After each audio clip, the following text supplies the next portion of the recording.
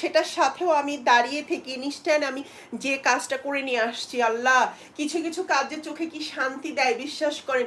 এই কাজটা করার পর আমার মনে হইলো যে আমি 50টা ওড়না কেন আজকে কারখানায় দিয়ে আসলাম না, তাহলে তো কারিগর বসে বসে এইটা 50টাতে মেরে দিত।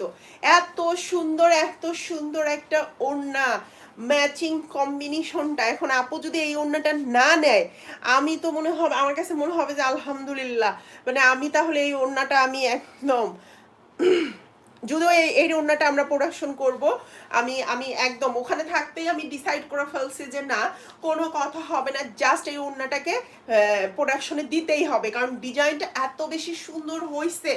আসলে আমি জানি না ক্যামেরায় কেমন দেখা যাচ্ছে, বাট এত জোস একটা ওড়না আজকে আমি করছি। আমার সারাদিনের যত ক্লান্তি ছিল সব দূর হয়ে গেছে এই ওড়না দেখে।